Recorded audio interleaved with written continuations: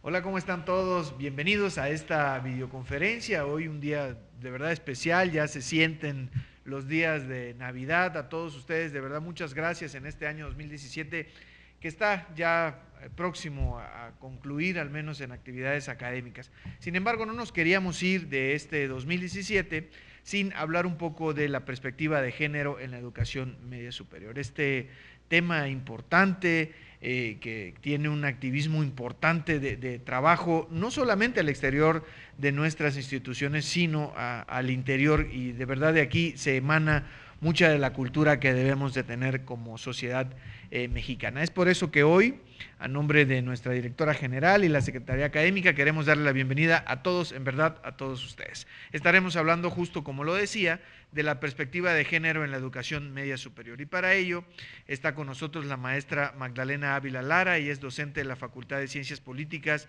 y Sociales de la Universidad Nacional Autónoma de México, pero además es docente del plantel Milpa Alta en la Ciudad de México, además de tener muchos estudios sobre temas de perspectiva de género. Podría enlistarlos muy rápido: un diplomado de estudios de género, diplomado en la comunicación educativa, un diplomado internacional en feminismo en América Latina, un diplomado en envejecimiento activo.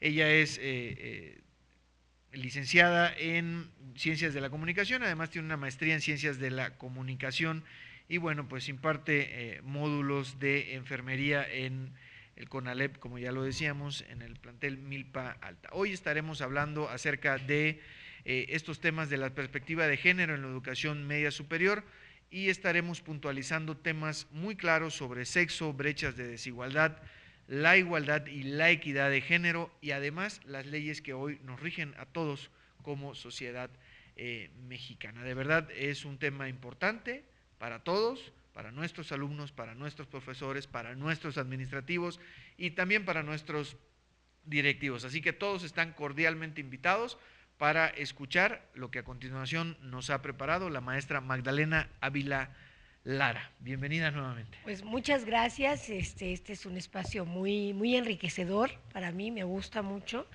Y pues sobre todo en estos días que se está trabajando desde el 25 de noviembre hasta el 10 de diciembre, que se realizan en todo el país los 10 días de activismo político para erradicar la violencia de género, Y ¿no? cerramos Entonces, estos días con esta videoconferencia. Adelante. claro Bien, que muchas sí, gracias. muy bien. Bueno, pues muchas gracias. Qué bueno que están todos ustedes. Y bueno, sí me gustaría comentarles que al finalizar la conferencia, las y los participantes reconocerán la importancia de la perspectiva de género en la educación media superior, es decir, qué enfoque le podríamos dar a nuestros módulos, qué enfoque le podríamos dar a la cultura cívica, a la cultura entre los alumnos, los docentes, el personal administrativo y en general en la sociedad. Sí, entonces, sí, vamos a ver estos temas, vamos a ver la diferencia entre sexo-género, las brechas de desigualdad que son importantes, la igualdad, la equidad de género, que no es lo mismo, y la ley general para la igualdad entre hombres y mujeres. Y sobre todo vamos a hacer referencia a estos 10 días de activismo que estamos llevando tanto todos los interesados y los defensores de derechos humanos y en general todas las personas que estamos involucradas en el trabajo con jóvenes para que empecemos a hacer el salto cuántico, diría Einstein, cambiar la cultura por una cultura de igualdad, de respeto y de pues, bienestar social. El propósito justamente de estos programas de igualdad de género en el CONALEP tiene que ver con que tenemos que coadyuvar con el compromiso del gobierno federal de asegurar la igualdad de oportunidades entre mujeres y hombres para que las y los mexicanos mejoren significativamente su calidad de vida y también implementar diversas acciones con perspectiva de género concretas y viables que impacten en el nivel de vida de los y las miembros de la comunidad del CONALEP, así como con sus familias. Y por último, bueno, fortalecer una cultura institucional de igualdad de oportunidades, perspectiva de género, respeto a los derechos humanos de las mujeres, combatiendo la violencia de género y la discriminación. Ese sería como que los propósitos que tiene la igualdad de género en nuestra institución, en el CONALEP. Y entonces, bueno, lo que vamos a hacer es reconocer justamente el género como una construcción social. Pero ¿qué es una construcción social? Si vamos a empezar ya en materia. Cuando nosotros somos pequeños o vemos que una familia acaba de llegar un bebé recién nacido o una bebé recién nacida, generalmente identificamos esa situación de género por el tipo de color de ropa que trae los niños, el niño o la niña en esos momentos, ¿no? La vestimos de rosa o lo vestimos de azul y con eso le estamos dando una asignación de género a estos niños, ¿no? Entonces, desde ahí estamos como sociedad construyendo la identidad de esa persona como niña o como niño. Y al darle esa construcción, lo vamos a seguir dando una serie de actitudes o de actividades que tienen que ver con el ser niña o ser niño. Y entonces viene los Reyes, les vamos a regalar. Pues les vamos a regalar muñecas, les vamos a regalar trastecitos, les vamos a regalar algunas cosas como para que se identifiquen con su género. Y a los niños, pues cochecitos, muñecos de combate, bicicleta para que sea fuerte, ¿no? Y a las niñas, pues dulcecitos, chocolates, ¿no? Cuando nosotros construimos desde la familia esa influencia, ¿qué es lo que estamos haciendo? Estamos desarrollando personas potencialmente construidas en su género y eso va a permitir de alguna manera fortalecer la cultura, ¿sí? Una cultura, pero una cultura de desigualdad. Porque la gran mayoría de las personas están teniendo mayores privilegios si son varones, menores privilegios si son mujeres.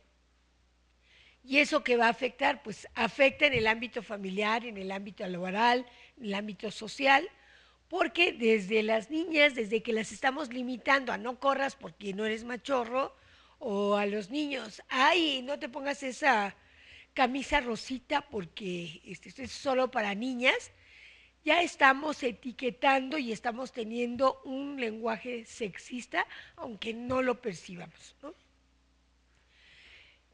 ¿Cómo lo podríamos ir viendo, no? Bueno, por cada mujer, fíjense, por cada mujer catalogada como poco femenina, cuando compite hay un hombre obligado a competir para que no se le dude su masculinidad. Es decir, la gran mayoría de las mujeres compiten por arreglarse más, por estar más guapas, por estar más femeninas. A las niñas desde chiquitas le estamos poniendo florecitas, vestidos muy bonitos.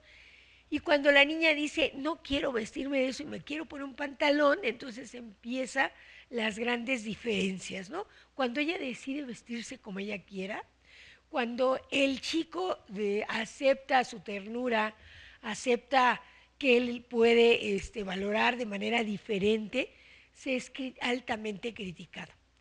Y ahora si nos vamos este tipo de situaciones al contexto de nuestros planteles con Alep, bueno, pues ya tenemos ahí un problema muy, muy grande, ¿no? ¿Por qué? Porque se ha educado que los niños no lloran, ¿no? Aguántese como un hombre. Cuando el niño tiene llanto porque sus padres se están separando, porque el niño siente inseguridad, porque papá se va a ir de casa y tiene miedo de lo que vaya a venir y no puede manifestarlo porque le han enseñado a no mostrar sus sentimientos. Ahí estamos hablando de que estamos educando de manera diferenciada emocionalmente a las niñas y a los niños. ¿Qué podríamos pensar que si creemos nosotros que mujeres y hombres se desarrollan y participan en una sociedad con igualdad?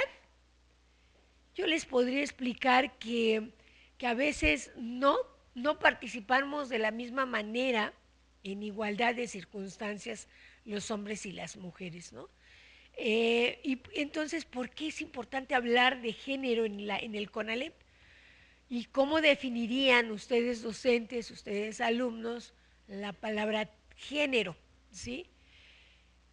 Pues bueno, sí, no nos desarrollamos igual. Sí, a las mujeres les cuesta un poco más de trabajo que a los varones porque tenemos una sociedad altamente educada en un sistema patriarcal en donde los varones desde que nacen tienen ciertos privilegios, ¿sí?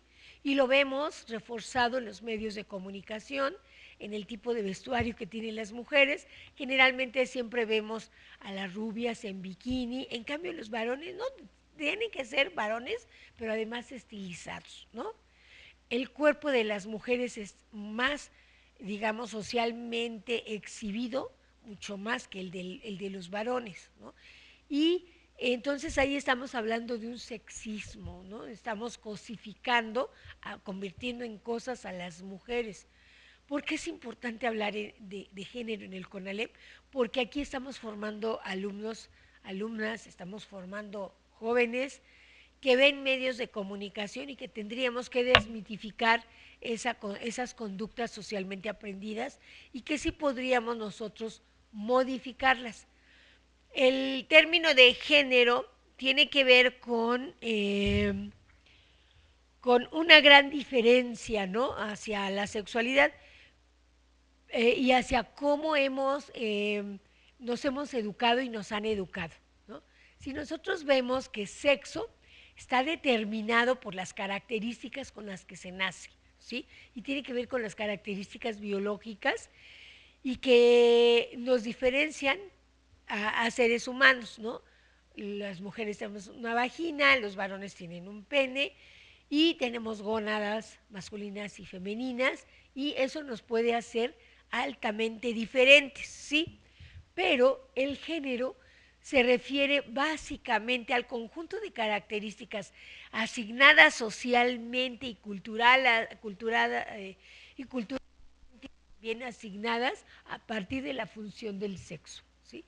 Es decir, el género es una construcción social que se va dando a partir de las prácticas sociales que vamos teniendo hombres y mujeres, ¿no? Y entonces puede ser que por género las mujeres pueden elegir carreras altamente femeninas, ¿sí? Como el caso de las ciencias de la salud, trabajo social, enfermería, y en el caso de los varones, ingeniería industrial, automotriz, entonces está ahí los chicos están siendo totalmente diferenciados, ¿no? Históricamente se asigna a ciertas características y roles en los grupos sociales. Se dice que las mujeres anteriormente, desde la época de de las tribus nómadas, las mujeres se dedicaron mucho a cuidar, sobre todo, pero a cuidar la especie, la prole, ¿sí? Porque ellas eran las que parían y protegían a la prole y cuidaron la especie para poder no sucumbir o desaparecer de la faz de la tierra. Entonces ellos cuidaron la reproducción, ¿sí? Y los varones salieron a cazar para mantener y proteger a la prole, pero a partir del abastecimiento de los alimentos, ¿no? Entonces, estos roles socialmente aceptados a partir de la antigüedad y de la historia, entonces podemos ver que las personas sí hay una gran diferencia, ¿no? Porque el sexo, la adscripción y digamos, la forma en la que las mujeres o los varones nos vemos socialmente diferentes, ¿no? Inclusive, en la sociedad se puede ver que las mujeres utilizan más vestidos, más el tacón para estilizar la pierna, los adornos en la cabeza, la pintura en la cara, ¿no? Y en los varones, ¿no? Los varones no usan crema, no les gusta usar crema, no cuidan mucho de su higiene personal, ¿no? Porque a lo mejor hasta culturalmente les han dicho, no, bueno, es que los varones tienen que ser feos, fuertes y formales, ¿no? Y entonces crecemos desde ahí en esa ideología como chicos como que tenemos que crecer bajo esos patrones culturales.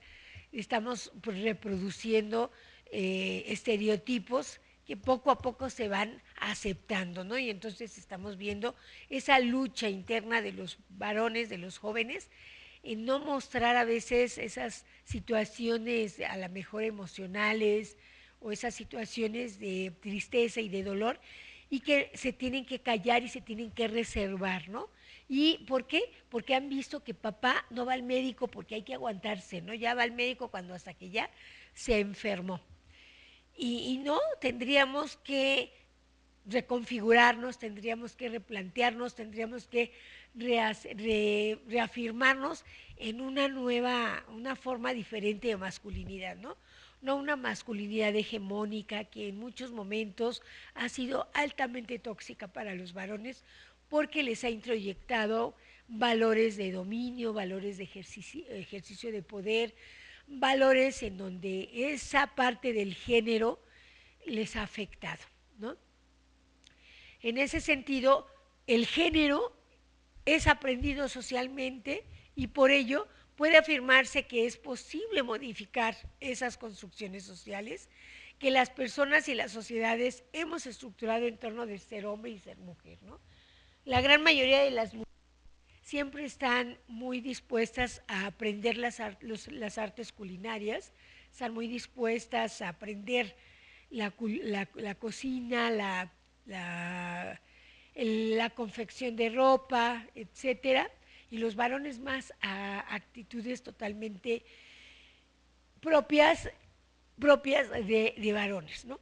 Y no, sí, eso nos va a generar una brecha cultural, una brecha social entre hombres y mujeres, y si nosotros lo vemos en nuestros jóvenes, sí estamos viendo particularidades que si a la larga pueden crecer las construcciones sociales de género que van a resultar de alguna manera y van a confluir en un conjunto de mensajes socialmente aprendidos, de reglas, de normas que condicionan una manera de actuar y de ser tanto de hombres y de mujeres, ¿no? Entonces, el género se construye justamente a partir de la relación dinámica en los entornos. En un entorno familia, en un entorno escuela, en el entorno mercado laboral, en un entorno político y en un entorno de medios de comunicación. Estos son los entornos donde vamos a seguir desarrollando y vamos a seguir asimilando quiénes somos, ¿no? En el caso de la familia, en la vida cotidiana, al interior de la familia, ¿qué es lo que pasa? Que podemos estar reproduciendo el que las niñas cuiden a los hijos, el que las niñas sean las únicas que atiendan la casa, la comida, la alimentación, cuando un varón lo podría estar haciendo también de esa misma edad, ¿no? Generalmente los varones, entre los alumnos que yo he consultado, los varones que lo hacen son porque mamá se va a trabajar y en casa solo hay varones y no les queda de otra, ¿no? Pero en el caso en el que hay hombres y mujeres, este rol se le asigna más a las mujeres, ¿no? Entonces, en donde hay más varones, en donde se tiene que reproducir las tareas y realizar las actividades de corte doméstico en casa, sí los varones se introyectan a lo que sería el cuidado de la casa, la colaboración, digamos, la solidaridad con mamá para poder sacar adelante una familia. Y en el caso, por ejemplo, de la escuela, pues bueno, vemos que hay un alto índice de aprovechamiento de los diversos módulos por parte de las chicas. Y los chicos son mucho más digamos, fuertes en la parte de las matemáticas, pero dejan de lado mucha parte personal, ¿no? En el mercado laboral podemos nosotros observar que hay pago de manera desigual. Por el mismo trabajo se le paga menos a una mujer que a un varón, ¿sí?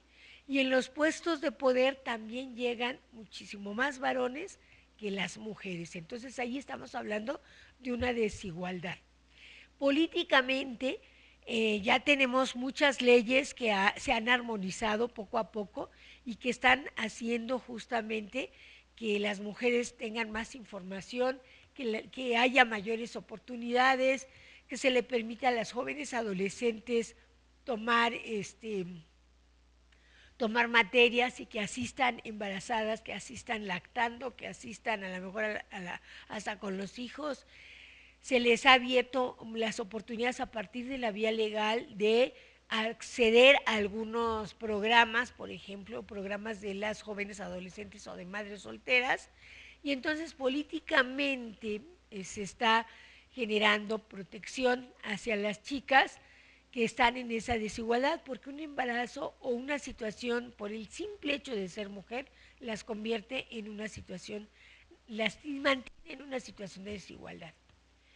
En el caso de los medios de comunicación, si nosotros nos damos cuenta, la gran mayoría de los anuncios comerciales tienen que ver con quiénes son los que realizan las tareas domésticas, ¿no? ¿Qué anunciantes nos dan, por ejemplo, los, los enseres domésticos, los productos de limpieza de la casa? Pues es a partir de un hombre poderoso, el señor fabuloso, el señor etcétera, que es el que va a ayudar a limpiar a la mujer. Pero generalmente no vemos anuncios comerciales donde sean los hombres los que estén directos en la faena de la limpieza de la casa o bien el cuidado de los hijos. Y entonces, bueno, vemos ahí una diferenciación, ¿no? Ya empieza a cambiar, ya algunas organizaciones sociales y la misma población empieza ya a protestar cuando vemos anuncios comerciales altamente misóginos o agresivos hacia los estereotipos que se han ido para las mujeres y para los varones, ¿no? ¿Por qué? Porque están ahí algunos roles de género, ¿no? Algunas creencias, algunos prejuicios, ideas, actitudes y opiniones altamente preconcebidas que tiene la sociedad sobre las pautas o reglas culturales y sociales que se han fijado previamente. ¿Y qué pasa? Se transmite de generación en generación. La abuelita a la mamá a la niña, y entonces están transmitiendo culturalmente esta parte, ¿no? Hay que, ¿por qué? Porque estamos trabajando a partir de estereotipos. Estereotipos son aquellos que a partir de creencias, a partir de ideas, de prejuicios, opiniones, también la sociedad va marcando pautas y reglas que se van transmitiendo en la sociedad y que van siendo vigentes, ¿no? ¿Y eso qué genera a la larga? Bueno, pues genera a que cada persona va a seguir transmitiendo esos estereotipos y esos patrones del ser mujer o esos patrones del ser mujer, ¿no? O del ser varón. Fíjense, hay algunas brechas de desigualdad que sí quisiera que viéramos. En esta encuesta nacional del uso del tiempo, las mujeres dedican el 47% de su tiempo al trabajo doméstico. Y el trabajo doméstico tiene que ver con aseo de la casa, mantenimiento de la casa, limpieza, y el otro 17% al trabajo para el mercado económicamente activo. Los varones dedican el 41% en su trabajo para el mercado y el 17% para el trabajo doméstico. Sí, es decir, el trabajo doméstico tiene que ver con el ir al mercado, cuidar a los hijos, mantener la casa limpia, mantener, hacer la comida, mantener el espacio donde podamos tener una vida de convivencia sana, ¿no? Solo el 17% de los varones lo hacen y el 47% las mujeres, es decir, son más las mujeres que están ahí inmersas en una segunda o en una tercera jornada de trabajo. Y en el caso, por ejemplo, del uso del tiempo, el 36.43% de los hogares son encabezados por mujeres, ¿sí? Y en cambio, fíjense, al cuidar a los hijos, al atender a los hijos, eso genera una pobreza patrimonial, ¿no? Porque por cuidar no estudian y entonces no ascienden en su desarrollo como personas. Y el 60% de las mujeres que trabajan se debaten entre la maternidad y el trabajo. La mayoría de las mujeres que nos hemos dedicado a la docencia, pues bueno, vemos una ventaja. ¿Por qué? Porque por trabajar por horas tenemos un ingreso, pero llegamos a una segunda jornada laboral. Y las que nos profesionalizamos, pues entramos a una tercera jornada. Es decir, la primera jornada es la jornada de la casa, las actividades de crianza y cuidado de la casa y de la familia. La segunda jornada, el trabajo asalariado. Y la tercera jornada, digamos, el trabajo intelectual que hacemos si nos estamos profesionalizando. Eso nos genera, dice Mabel Murín, nos genera una situación de problemas a veces hasta psicoemocionales, porque estamos sobrecargadas emocionalmente de situaciones, ¿no? Entonces ahí hay un problema, pues digamos, grave para la salud mental de la... Pero es que estoy descuidando a mi hijo por trabajar, ¿no? Si tienen jornadas completas de horas, pues tienen que dejar a los hijos al cuidado de otras mujeres. Si nosotros hacemos una revisión, fíjense, del sismo, ¿qué fue lo que sucedió en el caso de la Ciudad de México? Que fueron muchas unidades habitacionales. Las que murieron fueron más mujeres que varones, porque estaban dedicadas a la casa. Y entonces murieron mujeres ancianas, mujeres trabajadoras domésticas y mujeres amas de casa. Esas brechas de género, miren, por ejemplo, hay una segregación laboral en las mujeres y se refleja sobre todo en la mayor participación en el mundo informal. Para tener una cobertura económica de dinero, las mujeres andan vendiendo Jafra, andan vendiendo Stan Home, están vendiendo Avon, están vendiendo zapatos, están vendiendo quesadillas, etcétera. Siempre tienen trabajo que están acumulando.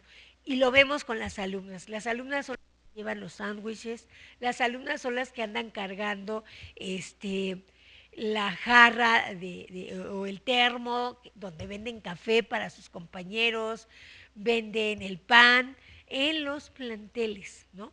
Andan vendiendo, y los varones venden más dulces. Las mujeres sí venden más situaciones que pueden apoyarles, ¿no?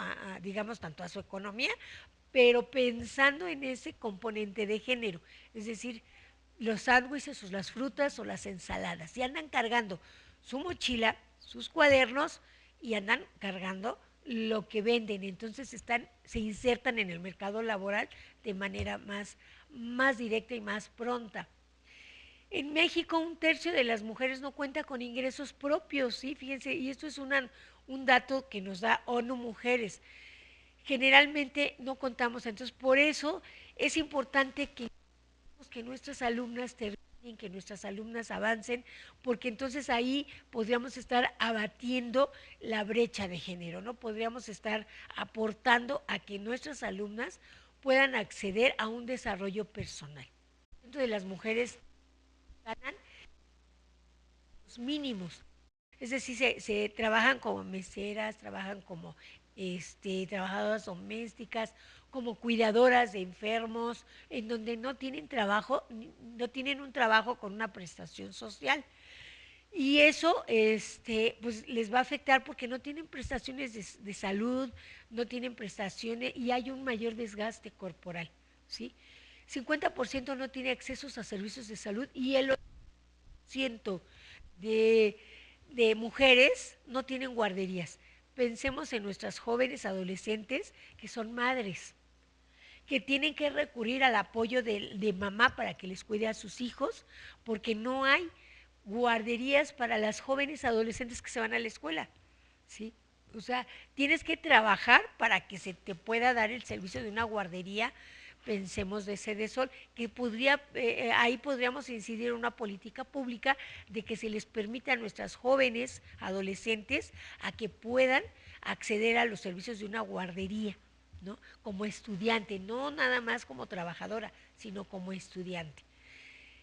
La tasa de jubilación de mujeres mayores de 60 años es del 10.62%. Fíjense, si pensamos en que las mujeres adultas mayores no tienen una percepción que, digamos, sostenga una economía para ellas, pues entonces tenemos tres componentes de desigualdad. Son mujeres, son ancianas y no son asalariadas. Entonces tenemos tres componentes de desigualdad, no están ganando dinero. Y las mujeres trabajan 3.5 meses más que los varones por el cuidado de la casa. Según todos estos datos, los recuperé de Marta Lamas, que es una investigadora de la UNAM, ¿sí? Y entonces nosotros vemos que en el caso de los varones, pues si los vemos en una oficina, ellos están en su oficina, y las mujeres están pensando en los hijos que tienen que hacer la cara, tienen que cuidar o que tienen que ver quién los cuide, inclusive hasta cuidado de las plantas, ¿no? O sea, de manera irónica, pero así conformada nuestro género en el caso de las mujeres. Y para allá van nuestras alumnas, ¿no? O sea, esa es la práctica social a la que se van a enfrentar nuestras alumnas, ¿no? Y entonces, por eso les cuesta muchísimo trabajo insertarse en un mercado laboral. La igualdad de género, la igualdad de género es un principio constitucional, fíjense, que establece que hombres y mujeres son iguales ante la ley, lo que significa que todas las personas, sin distingo alguno, tenemos los mismos derechos. La sociedad en su conjunto tenemos marcado artículo primero de nuestra Constitución Política de los Estados Unidos Mexicanos, ¿no? En ese sentido, la igualdad de género es justa el reconocimiento de la diversidad del ser humano para propiciar condiciones de mayor justicia e igualdad de oportunidades, reconociendo sobre todo las características específicas del ser varón y del ser mujer. La experiencia internacional nos ha demostrado que muchas sociedades tienen mayor equidad de género siempre y cuando gocen también de mejores y mayores tasas de desarrollo y que cuenten con democracias consolidadas y participativas. ¿Cómo es esto? La sociedad internacional, podemos ver que en países desarrollados, bueno, las mujeres tienen muchísimas más oportunidades. Nosotras en nuestro país ya estamos, aunque no lo queramos admitir, sí ya estamos entrando a esa parte de tener las mismas oportunidades, de acceder a la educación de nivel superior y tener doctorados y postdoctorados, pero nos cuesta el doble que a los varones, ¿no? Nos cuesta el doble y eso, consecuentemente, pues sí tenemos situaciones y dificultades, a veces hasta psicosomáticas, ¿no? Porque no es lo mismo ser soltera y estar estudiando el bachillerato, la licenciatura, el posgrado y seguir mantenerte como soltera, hija de familia, a que por circunstancias culturales te puedas llegar a embarazar y que no atiendas esta parte, ¿no? de tu vida. Y no participamos mucho las mujeres, sobre todo de política, o no participamos digamos, una relación social, ¿no? Nos cuesta muchísimo más trabajo. Por ejemplo, en el plantel Coyoacán del CONALEP en la Ciudad de México asisten, aquí vamos a ver, Lalo y Susana. Él tiene una discapacidad visual y usa silla de ruedas. Aquí, ¿cuál sería el principio de igualdad? Si estamos hablando de que Lalo y Susana están asistiendo, pero él tiene una discapacidad visual y ella usa silla de ruedas. Ahí hay un principio de igualdad, tendría que haber un principio de igualdad. ¿Qué acciones de equidad implementaríamos nosotras o como docentes o los docentes cómo lo harían? ¿Cómo identificarían el principio de igualdad y qué acciones tendríamos que llevar de equidad? Fíjense, aquí no hay principio de equidad para ninguno de los dos, ¿sí? Porque para él tendríamos que apoyarlo con recursos y que pues ellos puedan acceder a, a tener un programa para ver qué pasó con sus ojos, que tengan lentes o o que pueda ser sometido a un programa de atención para la salud y que se le pueda restablecer. Ella igual, ¿sí? Entonces ahí tendríamos, las acciones tendrían que ser los dos, aunque estamos hablando del componente, pero ahí los dos no hay una equidad por mismas oportunidades, ¿sí? Uno por el derecho a la salud y el derecho a la libre movilización, y tendríamos que ver si nuestros planteles cumplen con rampas, ¿sí? Las rampas y el servicio que puedan poderse manejar, ¿no? Si nosotros vemos aquí la perspectiva de género, entonces es una herramienta de análisis que nos va a permitir identificar la forma como cada sociedad simboliza y construye la diferencia sexual, al fabricar ideas de lo que deben ser hombres y las mujeres, a través de las tradiciones, los valores y los estereotipos, generando condiciones de discriminación y desigualdad. En el caso anterior, nosotros estamos viendo que hay un principio de desigualdad para los compañeros varones que tienen discapacidades y un principio de desigualdad para las mujeres, ¿no? Y entonces, si nosotros, la perspectiva de género nos permite ver esto, y entonces aquí estamos viendo que a través de las tradiciones pensaríamos que el varón tiene privilegio, pero no lo tiene aquí, ¿sí? Si nos damos cuenta, aquí no lo tiene. Si nos recuperamos la parte de la Ley General para la Igualdad de las Mujeres, que está consagrada en el artículo 4 constitucional, entre otras situaciones, el varón y la mujer son iguales ante la ley. Pero eso es ante la ley, ante el marco jurídico, pero en la realidad esto no es así, ¿sí? Porque, por ejemplo, en esa declaración dice, fíjense, a pesar de su sencillez, hace alusión al concepto y valor de la igualdad de géneros, pues presuponen para su aplicación la existencia de hombres y mujeres entre los cuales se trata de establecer una relación equitativa, accesible, sustantiva para sus derechos frente a la autoridad y las instituciones. Aquí, si nos regresamos, los chicos no están iguales ante las situaciones. Los chicos no están iguales en un principio de identidad, ¿sí? ¿Por qué? Porque nos marca justamente la ley aquí, relación equitativa. Hombres y mujeres ante situaciones adversas tendrían que tener igualdad, ¿sí? Tendrían que tener igualdad ante la autoridad, ¿sí? Ahora, si entramos al caso de la Ley General para la Igualdad entre Hombres y Mujeres, esta fue aprobada en el 2006. Orienta al país sobre el cumplimiento de la igualdad sustantiva en los ámbitos y privado. Público es en la calle, en la escuela, en los medios de comunicación, y privado es en la casa, en las familias, ¿sí? Esta ley se basa justamente en 3 principios rectores: la igualdad, la no discriminación. Estos principios igual nos los marca muy clarito la Constitución, porque el principio de equidad es un aspecto fundamental a considerarse en la materialización de la ley en políticas públicas. Es decir, tenemos que tener políticas públicas de igualdad para las mujeres. Es decir, sí, hay un incremento de embarazo adolescente en las mujeres, pues sí, pero tenemos que aceptar y asimilar que esas chicas, independientemente de eso, no deberían de dejar la escuela, de apoyárseles a partir de la familia para que no deserten por un embarazo, ¿sí?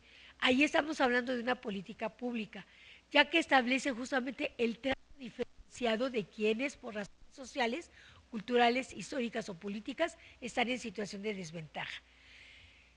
Pensemos que esta chica está embarazada, pero sí tiene una pareja, tiene un novio, y los dos se embarazaron, los dos son padres de una criatura, pero el chico sigue yendo y la chica no. Si ustedes se dan cuenta, entonces ahí hay una diferencia, hay una situación de desventaja, porque el chico no se asume padre soltero, de hecho no se asume como un padre soltero. Si él dice, bueno, a ella se le nota socialmente, corporalmente, que es una una madre soltera o madre porque lleva al niño, porque pide permiso para llevarlo a las vacunas, porque se tiene que ir rápido porque lo tiene que recoger de la guardería o su mamá ya se va a ir a trabajar y lo tiene que ir a cuidar. Si en cambio los varones, ¿no? Generalmente no te dicen, no, es que me tengo que ir porque tengo que ir a ir por mi hijo a la guardería. Que ya se empieza a ver, pero son los menos casos que se estén dando, ¿no? En el contexto nacional. En ese sentido, la Ley General para la Igualdad entre Hombres y Mujeres justamente promueve el empoderamiento de las mujeres, entre otras formas, mediante criterios de transversalidad de género, es decir, todas las instituciones tendrían que estar velando porque una chica de educación medio superior tenga todas las oportunidades para salir adelante. ¿Cuáles serían las oportunidades? Una, el derecho a su salud, a una salud sexual y reproductiva. El derecho a que se pueda darle métodos anticonceptivos, atender a su hijo y a ella, ¿no? Ahí estamos hablando de transversalidad en todas las políticas públicas, en todo lo que tengamos estos jóvenes y en los proyectos específicos. La ley portal entonces define 3 elementos de implementación a tomar en cuenta. Uno, la política nacional en materia de igualdad para todos nuestros jóvenes. El Programa Nacional para la Igualdad entre Mujeres y Hombres y el Sistema Nacional para la Igualdad entre Mujeres y Hombres. ¿Qué tendríamos que hacer nosotros? ¿No? Ya tenemos, digamos, un contexto global, un contexto general. Tendríamos que educar a los varones en una masculinidad diferente, una masculinidad más apoyadora, solidaria, más consciente, ¿sí? De no pedir la prueba de amor a las chicas, ¿no? Y sobre todo el que sin condón porque no se siente, ¿no? Sino ya tendríamos que educarlos a ellos con otra perspectiva para lograr objetivos claros y concretos, que no se embaracen las chicas. Y las chicas ya tendríamos que pues hacer algún apoyo, digamos, con algunas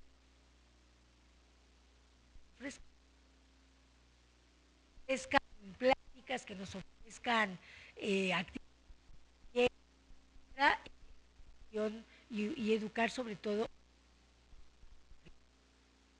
Y podríamos estar logrando nosotros como docentes justamente apoyar el programa para lograr la igualdad entre nuestros alumnos hombres y nuestras alumnas mujeres, ¿no?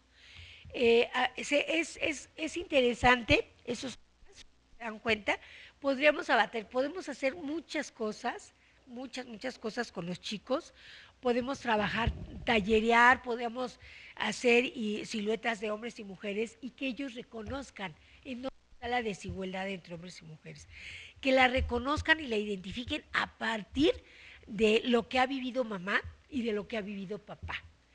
Identificar en qué momento ha habido una desigualdad entre sus papás, ¿no?